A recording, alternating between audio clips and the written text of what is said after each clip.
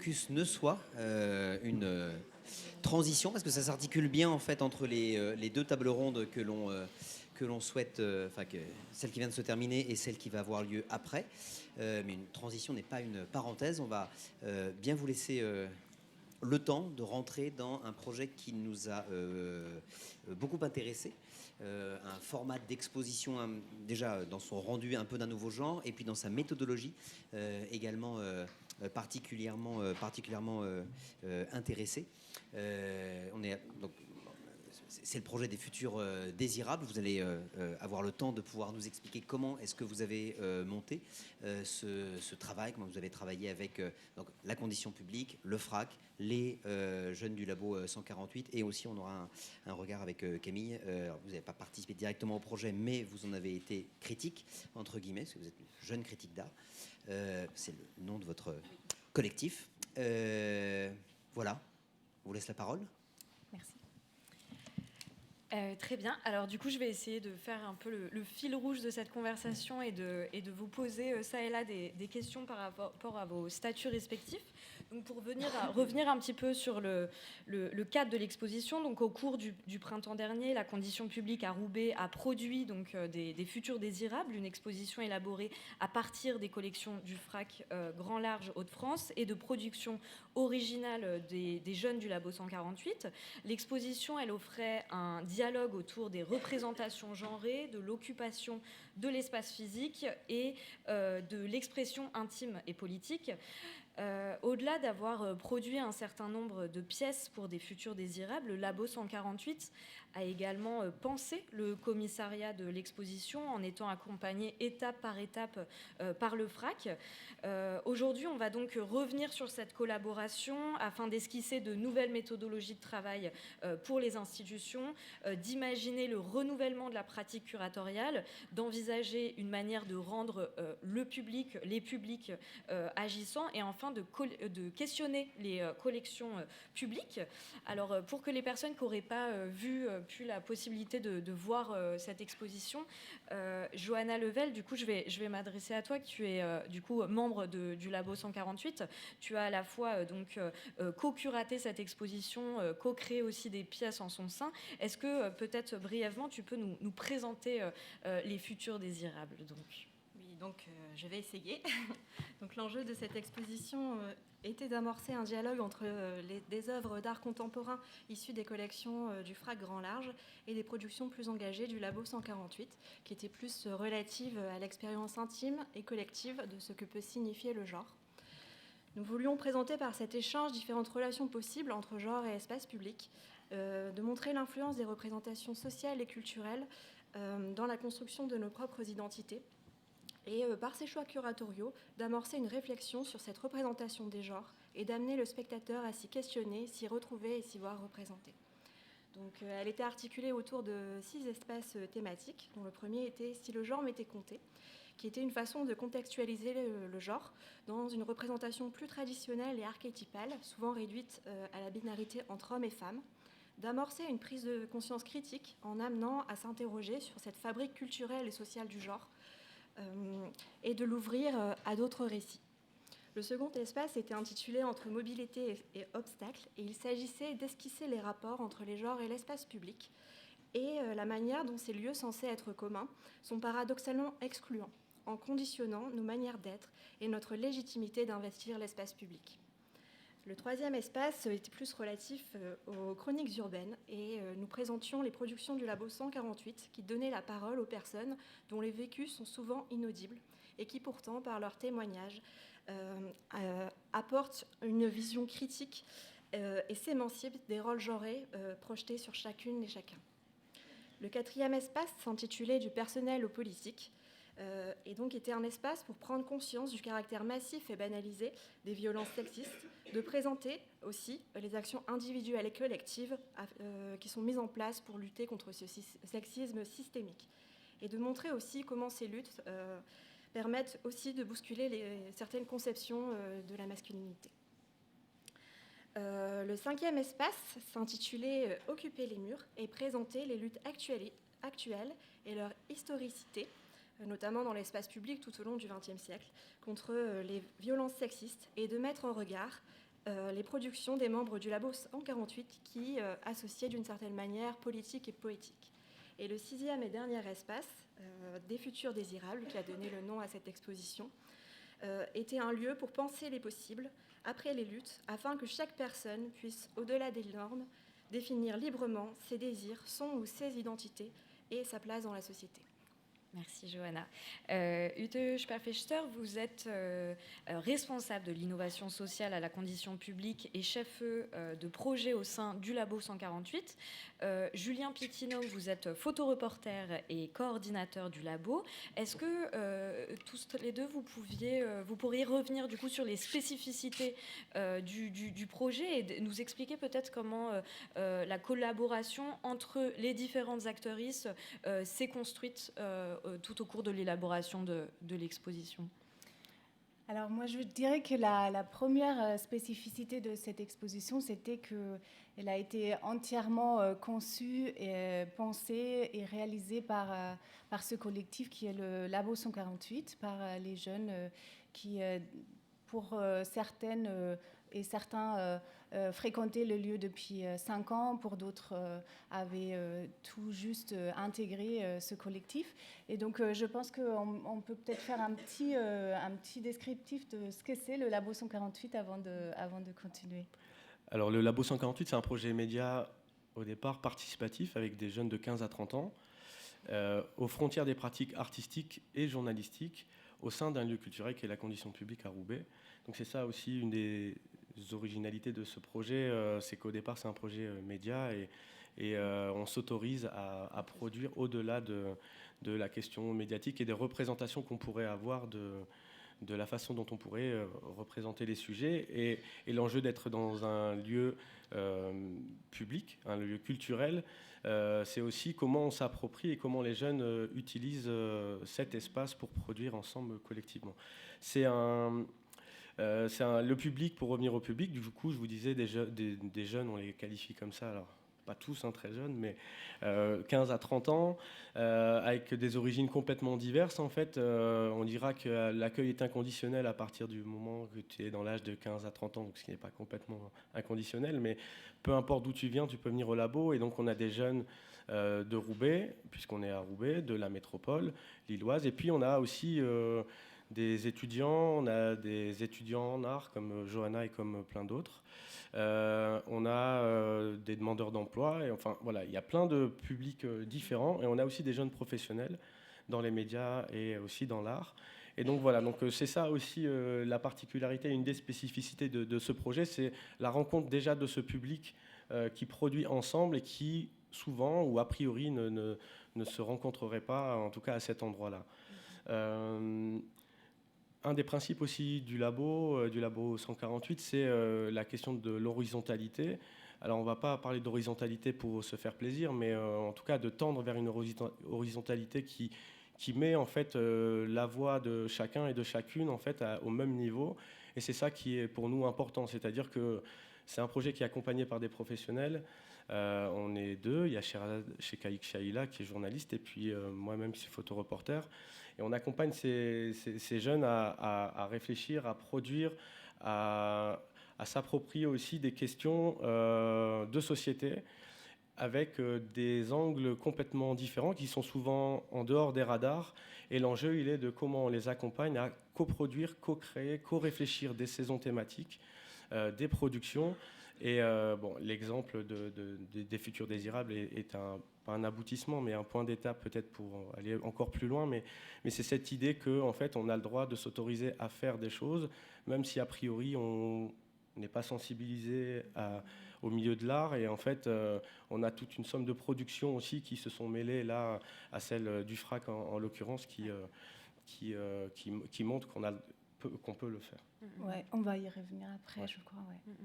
La deuxième spécificité que moi je vois, ou que nous on a détecté ensemble, on va dire, c'est que là, la condition publique, et je pense que le FRAC aussi un peu, mais tu vas en parler après, a lâché complètement les rênes de sa programmation. Cette exposition, elle était quand même une des pièces maîtresses d'une saison qui s'appelait Urbaine.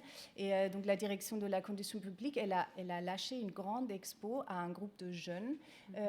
Et donc ça, c'était un pari et quelque chose qui...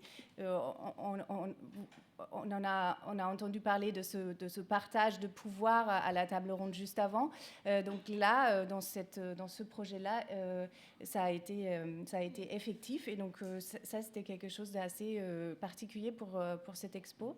Et la troisième chose que je vois, c'est que cette habitude d'horizontalité et de collégialité dans le travail du Labo 148 a aussi tout de suite bousculé les hiérarchies dans les métiers qui sont nécessaires pour créer une exposition.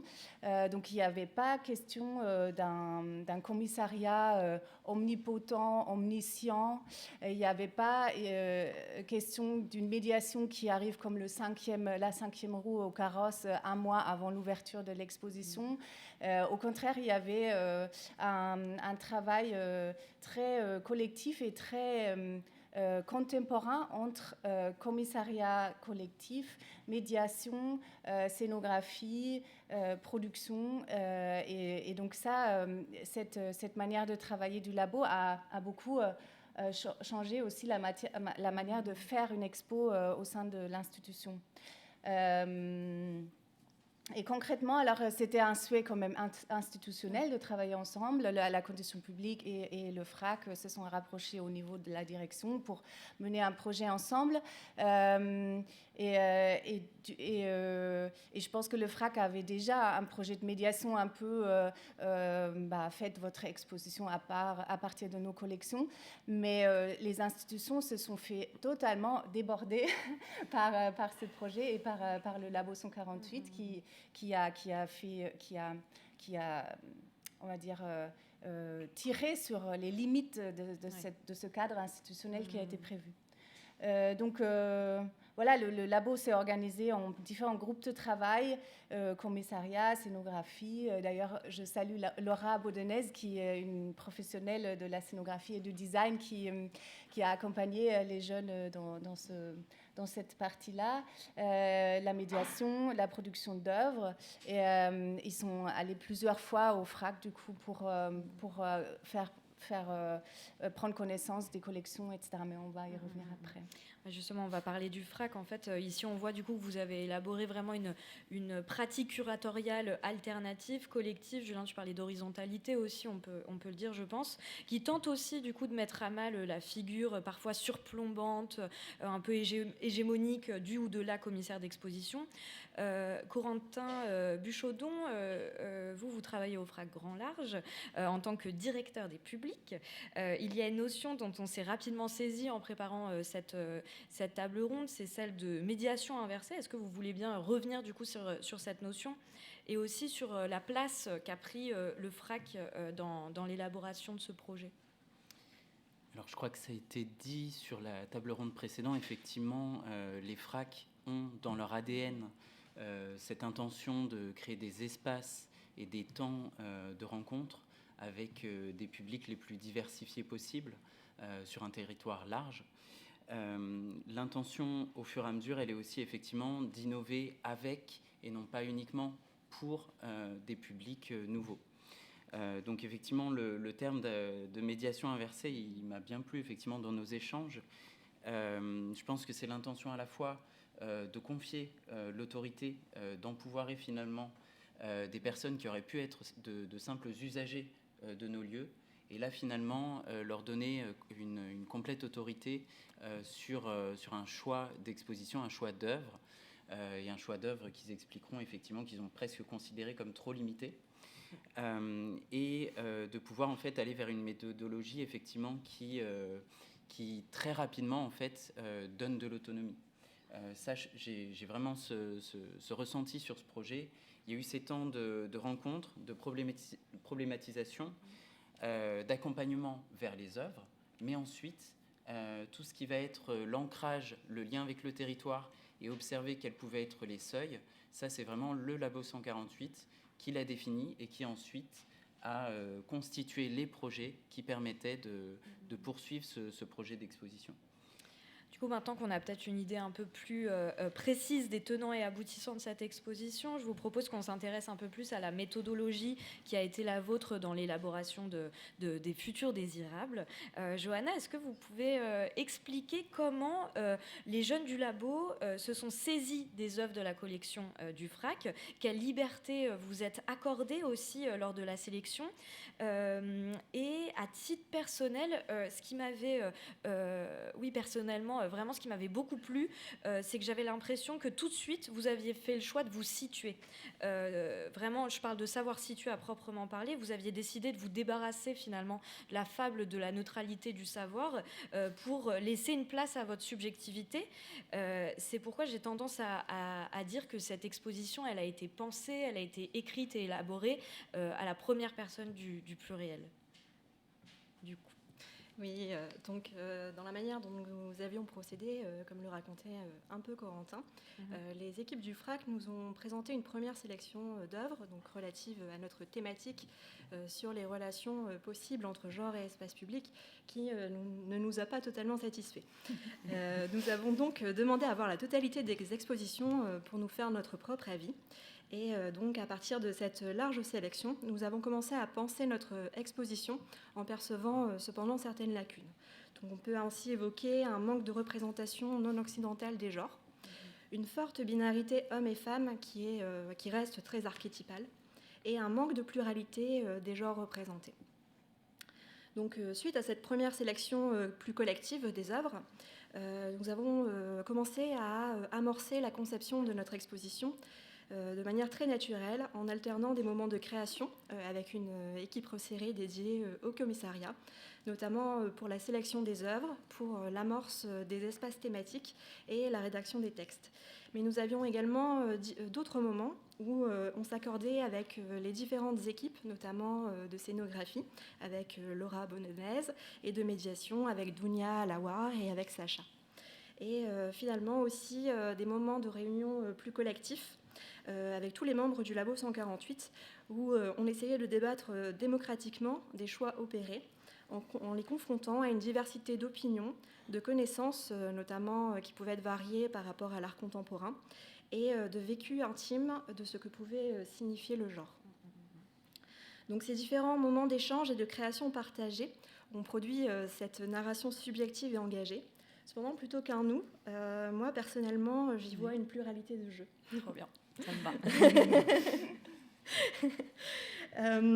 Donc, et finalement, en confrontant notre projet d'exposition aussi au réel, au biais des collections, notamment à la disponibilité des œuvres, à l'adaptation à l'espace d'exposition, donc par les manques, et par paradoxalement une moindre maîtrise des choix curatoriaux, nous avons ouvert un vrai espace de liberté, donc à la fois pour les productions plus subjectives et engagées, dans le réel des jeunes du Labo 148, mais également un espace pour l'expression de la subjectivité et de la libre interprétation des spectateuristes ou différents publics.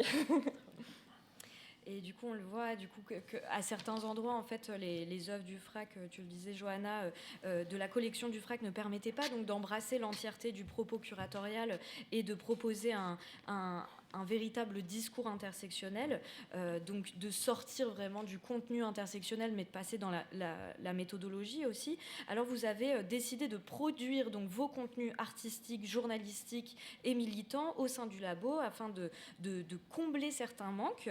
Je trouve que c'est vraiment très stimulant de voir que vous êtes approprié ces creux finalement, que vous les avez transformés en espace de liberté et de prise de position. Julien, du coup, je voulais savoir comment vous aviez identifié ces faiblesses et comment vous aviez imaginé ces créations originales, du coup. Alors peut-être revenir sur la question de la méthode, puisque c'est une méthodologie qu'on utilise au Labo 148 depuis 5 ans, en fait, sur comment on s'approprie un sujet, comment on le distord, le critique, le questionnent et c'est surtout des thématiques qui sont choisies par les jeunes. Et donc du coup, elles sont contemporaines, elles sont liées à ce que eux et elles vivent. Et donc du coup, il y a évidemment ce travail sur comment je me sens représenté ou pas et quels sont les espaces où je peux l'être. Et donc c'est ça un des enjeux et c'est aussi pour ça qu'on a une des résidences de production notamment avec Nathalie Séjean aussi. Et c'est ça qui est important en fait, c'est à cet endroit-là de comment on a déjà en amont questionné avant de recevoir les œuvres toute la thématique, en tout cas la thématique sur genre espace public. Et puis après, on a évidemment identifié, comme disait Johanna, à l'intérieur, et ce sont les jeunes eux-mêmes en fait qui ont identifié ces manques-là. Et dans la même logique que l'ensemble de la façon dont on produit au labo, en fait, on ne s'est pas dit on va produire, en fait, on avait déjà prévu de produire. Ouais. C'est juste qu'est-ce qu'on produit du coup en réaction ou pas. Qu'est-ce qu'on produit aussi, notamment quand il y a un manque. On a espéré avoir une belle œuvre du FRAC Picardie autour du Chaperon Rouge. Et ben, en fait, elle n'est pas disponible. Donc, qu'est-ce qu'on fait? On continue à chercher. En fait, à un moment donné, on ne peut plus chercher parce que c'est compliqué. Donc, on va produire. Et donc, on a produit une réinterprétation contemporaine, moderne du conte du Chaperon Rouge qui s'appelle Loup y es-tu à l'intérieur de la condition publique, dans l'espace public. Du coup, c'est ça qui est intéressant, c'est qu'à l'intérieur de la condition publique, il y a une rue, donc on a réexploité les espaces, et c'est surtout, on s'est dit, on fait deux jours de résidence où on produit de A à Z la série. C'est-à-dire que ça va de la réflexion du coup du Chaperon Rouge en décortiquant ce conte, comment on pourrait le réinterpréter ici à l'intérieur de l'espace et comment on peut produire. Donc il y a eu les costumes, etc. Vous avez vu les photos passer de toute façon. C'est les photos évidemment en rouge que vous voyez. Et donc voilà, donc il y a cet endroit de, ok, en même temps, on va produire et on va mettre tout ça à la même échelle. On a eu une volonté forte aussi d'avoir des encadrements qui soient beaux, parce qu'on sait qu'au FRAC, les encadrements sont très beaux. Donc du coup, c'est aussi comment nous, on élève nos conditions et nos qualités de production pour qu'elles soient visibles, écoutables, entendables et au moins au même niveau. On l'a dit et redit, donc le FRAC a pour mission de constituer une collection, de la conserver, puis de la diffuser. J'imagine que ça a dû être très enthousiasmant du coup du côté du FRAC d'avoir pour cette collaboration, d'avoir des regards nouveaux qui se posaient sur votre collection. Néanmoins, je me demandais quelles étaient les marges de manœuvre dont vous bénéficiez quant aux propos qui sont prêtés aux œuvres de votre collection. Est-ce que vous avez dû à un moment donné être vigilant peut-être quant aux significations que le Labo 148 pouvait accorder à certaines pièces? Est-ce que vous n'avez pas eu peur qu'on torde les voix des artistes, qu'on leur fasse dire voilà, un propos tout autre que ce qu'elles avaient souhaité énoncer peut-être? Corentin. Effectivement, pour le FRAC, ce n'est pas le premier projet sur lequel on va travailler sur le principe un petit peu du jeu de rôle curatorial, mais par contre, c'est le premier projet qui est ouvert au public. On a fait des projets qui étaient développés avec des publics, des jeunes de MEX par exemple, ou des étudiants spécialistes, mais c'est principalement pour eux. Alors que cette fois-ci, le projet, il était aussi effectivement destiné à être vu et lu par des publics. Donc effectivement, le propos, il est assez important. On l'a dit, il y a eu un premier temps d'accompagnement. Donc je pense que tout ce qui pouvait être de l'ordre de préjugés sur certaines œuvres a été mis de côté à ce moment-là. Et puis surtout ensuite, il y a eu tout un travail effectivement d'écriture, d'ateliers d'écriture aussi qui a été accompagné par des auteurs et autrices assez engagés, enfin très engagés, qui a permis justement que le ton de ces textes corresponde exactement, voire même plus, à quelque chose qu'on aurait pu développer de notre côté. Donc je pense qu'effectivement, on était en pleine confiance sur le développement de ce contenu. Et Ute, dans cette idée de renouvellement du commissariat, qu'est-ce qu'un regard subjectif et un commissariat partagé a permis aussi d'offrir au public? Qu'est-ce que cette triangulation donc, entre l'institution, le labo et les publics a-t-elle fait éclore? Est-ce que cette rencontre a donné lieu à peut-être quelque chose de spécifique dans la réception de l'exposition à la condition publique? Alors déjà, avant de parler des publics, j'ai envie de parler de cette affectation mutuelle qui s'est opérée entre l'institution et le labo. Je pense que d'une part, pour le labo, c'était quand même aussi la première fois à être appelé à cet endroit-là de professionnalité qualité et de production qui doit être vue, qui doit tenir la route. Et donc, du coup, il fallait se plier à tout un process aussi de travail, comme la demande des prêts, l'impossibilité d'emprunter certaines œuvres, les dates limites pour la production de la scéno, pour la production des œuvres, pour la communication, pour l'impression des cartels, etc. Donc, il y a tout un... mes collègues là-bas rigolent parce que c'était pas une mince affaire. Donc ça a permis au labo de se frotter un peu à la réalité de ce métier aussi. Et ça a fait bouger, je pense, des lignes au sein de ce collectif. Mais ça a également énormément fait bouger les habitudes de travail au sein de l'institution. Notamment, le labo a souvent exigé des réunions un peu collectives avec toute l'équipe autour de la table pour présenter le choix d'œuvre, pour le rediscuter, pour entendre ce que les autres ont à dire là-dessus. En insistant sur ce travail collectif, sur la contemporanéité de tous les chantiers en même temps, sur la nécessité de produire des œuvres supplémentaires en réaction ou en complémentarité. Donc, par exemple, on n'a pas parlé tout à l'heure, mais il y avait toute une histoire sur les nouvelles masculinités qui étaient nulle part représentées dans les collections du FRAC. Et donc, il y avait une urgence de rajouter ça, et ça a fait beaucoup... Peut-être la position de cette nouvelle génération vis-à-vis du genre a fait aussi grincer un peu les dents de certains à l'institution. Donc, je pense qu'il y avait vraiment une affectation, enfin un regard critique qui a affecté nos équipes. Et très clairement, le labo a largement dépassé le cadre qui a été prévu pour ce travail. Et la subjectivité dont on a parlé depuis tout à l'heure,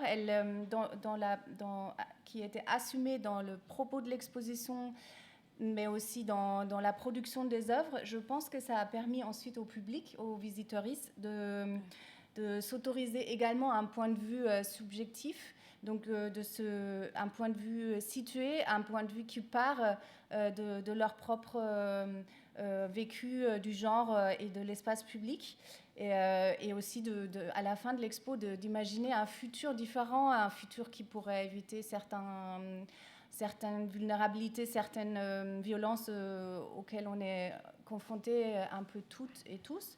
Et en parallèle, c'était aussi une invitation, cette subjectivité de la production de l'expo, aux visiteuristes de s'autoriser à regarder l'art contemporain même si on n'est pas initié, et de ressentir quelque chose devant une œuvre, et de se sentir autorisé d'avoir un point de vue et de le mettre en lien avec son vécu, même si on n'est pas capable de mettre en lien avec l'histoire de l'art. Et ça, je pense que ça s'est énormément ressenti dans cette exposition, et je trouvais que c'était une très grande leçon aussi pour les expositions que nous, on peut ensuite faire. Très bien. Et il me semble que la force de votre projet, au-delà même de la qualité du contenu de l'exposition, et vraiment, je tiens à insister aussi là-dessus, sur vraiment la qualité de l'exposition. Moi, je l'ai découverte en tant que spectatrice et en tant que critique d'art, et sans savoir aussi tous les tenants et les aboutissants et tout l'amont du projet. Et c'était vraiment une exposition à proprement parler, vraiment qualitative. Et donc, au-delà de ça, je trouve que et de la manière dont vous avez articulé votre propos pour qu'il puisse répondre à une méthodologie intersectionnelle, donc sortir de la thématique pour vraiment mettre les mains dans le cambouis, quoi, et faire les choses de manière juste. Au-delà de tout ça, ce qui m'a plu, c'est la place que vous avez accordée au public en imaginant des endroits propices à l'interaction. Je disais que selon moi, vous aviez écrit cette exposition à la première personne du pluriel. Peut-être que spontanément, on pourrait alors penser qu'employer le je ou le nous s'avérait excluant vis-à-vis des personnes extérieures. au projet. Et en fait, j'ai l'impression qu'au contraire, cela a permis au public de se projeter, de venir questionner leur propre rapport aux espaces publics et aux représentations genrées. Johanna, toi qui a fait du coup de la médiation plusieurs jours, une dizaine de jours il me semble dans l'exposition, qu'est-ce que tu as pu percevoir aussi de ça, des relations que le public avait pu entretenir avec les œuvres? Je pense notamment à ce que vous aviez fait à la toute fin de l'exposition, où là clairement on parlait de savoir situer. Ah bah parfait. On parle vraiment de savoir situer à proprement parler là. Donc effectivement, par rapport à l'équipe commissariat dont je fais partie, nous avions pensé dès le départ nos textes à la fois dans une visée pédagogique pour essayer d'expliquer ce que peut être le genre, de le contextualiser dans son historicité, également dans l'impact qu'il peut avoir sur nos différents vécus, mais aussi d'assumer un parti pris, d'opérer peu à peu une mise à distance critique et de questionner aussi, de prendre la liberté de questionner librement et directement le public, afin d'inviter chaque personne à avoir en fait son propre point de vue. Donc, comme le disait un petit peu Ute, le jeu et le nous permettaient de montrer notre engagement et nos subjectivités, d'incarner une diversité d'enjeux et d'expériences, et d'expliquer ce que cela peut recouvrir, et finalement d'inviter le public à s'interroger lui-même sur comment il se situe dans ces questions. Donc, tu parlais de ce dispositif qui a été imaginé par Sacha et Dounia, donc dispositif de médiation, qui a été imaginé en prolongement à notre exposition dans un dispositif de médiation qui prenait la forme d'un questionnaire d'une certaine manière, qui était situé en fin de parcours sur les murs de l'espace d'exposition, où chaque spectateur pouvait se saisir d'un fil et répondre aux différentes questions pour se situer en quelque sorte sur le prisme du genre. Chaque réponse était une forme de cheminement personnel qui se superposait aux autres vécus des spectatrices et spectateurs. Et ça aussi qui était assez beau, c'était de voir en fin de journée, en tant que médiateur, voilà, la diversité des personnes qui ont pu venir visiter cette exposition. Donc, lors du travail de médiatrice, j'ai interrogé systématiquement les personnes sur leur impression, sur ce à quoi elles avaient été sensibles ou non dans l'exposition. J'ai d'abord été étonnée de la diversité de personnes qui étaient venues la voir, tout simplement. Aidée, je me demande un peu, par l'exposition de street art qui était concomitante au sein de la condition publique. Et d'ailleurs, j'étais étonnée que la plupart des personnes participaient bien volontiers au sondage de fin, en s'interrogeant parfois longuement sur où ils étaient dans toutes ces possibilités. J'étais aussi impressionnée et touchée de voir des parents expliquer patiemment à leurs enfants les différents termes et aussi de leur laisser l'espace, la liberté de se définir par eux-mêmes. Cependant, j'ai aussi été saisie par une forme de rejet assez net d'une certaine partie du public sur ces questions de genre, et notamment particulièrement sur l'écriture inclusive. Ok. Oui. Ça, et pourtant, j'essayais vraiment d'expliquer que l'écriture inclusive, ça pouvait être aussi tout simplement ne pas accorder systématiquement au masculin. Il n'y avait pas forcément besoin d'aller jusque-là. En fait, il y a plein de façons de penser l'écriture inclusive. Et donc, j'y voyais une forme de cassure entre générations, entre des personnes plus jeunes qui étaient très au fait de ces enjeux et qui étaient heureux d'être dans cette exposition où ils pouvaient se retrouver, tout en déplorant parfois une surexposition des récits de violences sexistes, tandis qu'une autre partie plus âgée était inquiète d'une forme de subversion de la jeunesse, d'un renversement des rapports de domination, mais aussi, et c'est important, d'un oubli des enjeux sociaux. Ok. Voilà, il y avait aussi des choses qui étaient pertinentes. Après, toutes les questions de subjectivité aussi. Et finalement, la personne qui m'a le plus marquée était un participant, notamment du reportage des Pom Pom Boys du roller derby, qui m'expliquait qu'étant petit, il avait des difficultés à s'identifier, car il n'y avait aucun modèle masculin dans la culture populaire à qui il pouvait correspondre, et que de ce fait, il était particulièrement compliqué de se construire, et qu'il m'expliquait qu'il était d'une certaine manière apaisé, peut-être heureux, du chemin parcouru personnellement et de l'évolution de la société également, pour qu'enfin ils puissent avoir ces représentations des différentes masculinités possibles. Trop bien. Pour finir, je vous propose qu'on tente d'esquisser un bilan et d'élaborer des perspectives de travail pour des futurs désirables plus largement. Il nous reste quelques minutes. Au Labo 148, vous travaillez avec un public qu'on pourrait qualifier de non captif. Pour finir, qu'est-ce qui, dans ce projet, a selon vous permis à celui-ci d'être à ce point mobilisé ? Est-ce que le fait d'accorder des responsabilités et une voix au chapitre à celui-ci n'est pas un levier d'action essentiel pour finalement intéresser les gens à l'art ? Julien ? L'enjeu, il est évidemment sur la mobilisation d'avoir du monde. Donc là, on est à plus de 35 personnes qui ont travaillé sur ce projet, donc ce qui est quand même beaucoup. Mais c'est aussi à l'échelle de des jeunes qu'on accompagne tout au long de l'année. Donc on a une quarantaine de jeunes qu'on accompagne très régulièrement dans l'année. Et donc cette mobilisation, elle est alors.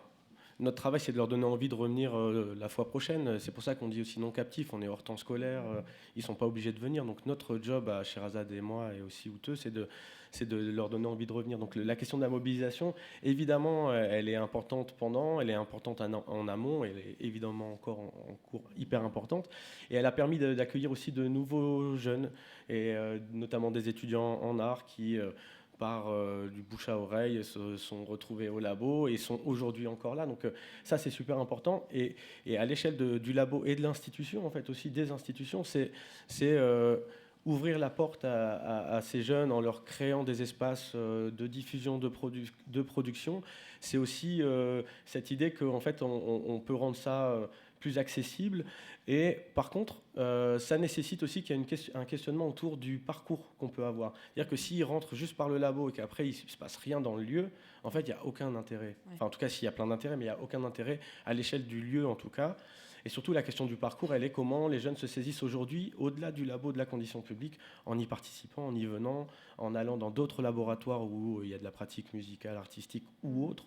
Et c'est ça qui est aussi, pour moi, hyper intéressant, c'est que aujourd'hui, il y a des jeunes qui viennent au labo, qui développent des choses, mais qui se retrouvent à la halle de construction pour un projet d'études ou pas, ou pour une œuvre, ou au Fab Lab.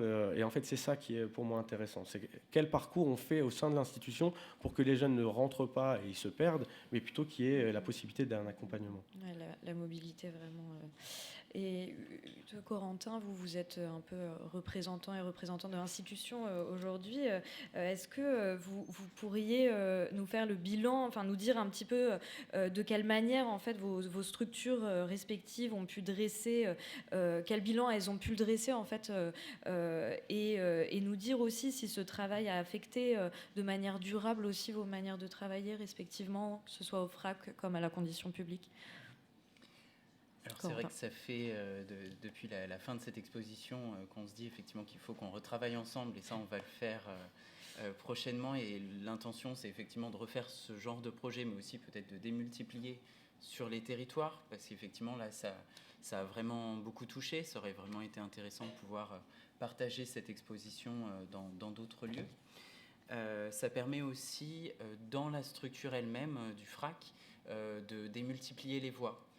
Dans les nouvelles expositions, de réfléchir vraiment à cette intention de démultiplier les voies, autant sur des projets d'exposition curatoriaux où on va ajouter de nouvelles voies, un petit peu des formes Babel finalement de prise de parole des publics, ou alors de composer des projets à partir effectivement de projets du service des publics, des projets qui ont une forme d'exposition.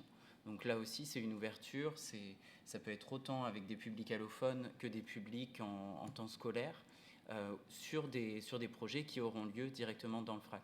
Donc vraiment, ça, c'est de nouvelles ouvertures, de nouvelles perspectives à partir de cette exposition. Et, voilà, et merci à tous, effectivement, pour tous et toutes pour ce projet-là. Le labo continue à exister, c'est une structure pérenne, même si c'est très difficile à financer le fonctionnement, comme vous savez tous. Mais, et donc on continue à accorder de la liberté à ce collectif qui va créer un festival en juin autour de la notion d'exil avec tous les travaux qu'ils ont menés depuis septembre sur cette thématique-là. Donc ce sera un grand festival de 4 jours à la Condition publique avec tout un tas de projets musicaux, etc. Néanmoins, alors je veux dire, la Condition publique, elle laisse une grande place et partage le pouvoir à cet endroit-là avec le labo. Néanmoins, je dirais que, et ça a été évoqué aussi tout à l'heure dans la table ronde juste avant, je pense que le partage, il reste assez circonscrit encore, c'est-à-dire que c'est certains endroits à certains moments, et ça peut être retiré aussi à nouveau, ce pouvoir. Et donc, je pense que l'exemple de cette exposition, elle a montré à quel point produire un savoir collectif avec des gens qui ont des points de vue très éloignés et qui ont un vécu très éloigné et qui nous ramènent une diversité de positionnement et de situations pour penser ensemble un objet culturel comme une exposition. À mon avis, c'est vraiment le rôle d'une institution culturelle, et ça nécessite de ralentir parce que c'est évident que ça prend plus de temps, que travailler collectivement est moins efficace. Mais je pense que ça peut, en s'appuyant sur l'histoire de l'art, en la questionnant, en jetant un regard critique, pour ensuite imaginer ensemble un futur de notre société. Je pense que ça, c'est quelque chose qui pourrait être une très belle définition pour un lieu comme un musée ou une institution culturelle. Et ça me semble vraiment important d'y aller beaucoup plus fort encore structurellement dans l'institution. Ouais. Johanna, je voulais te laisser le mot de la fin. Je voulais te demander, finalement, toi qui as participé, certes en tant que jeune au Labo 148, mais qui est aussi par ailleurs étudiante et en master de recherche, est-ce que tu peux nous dire ce que cette expérience a fait bouger aussi dans ton approche de l'art et des métiers que mobilise l'art, finalement ? Pour le coup, cette question m'a vraiment posé problème. Ok. Très honnêtement, à l'origine, je n'allais répondre que ce qu'on attend de moi.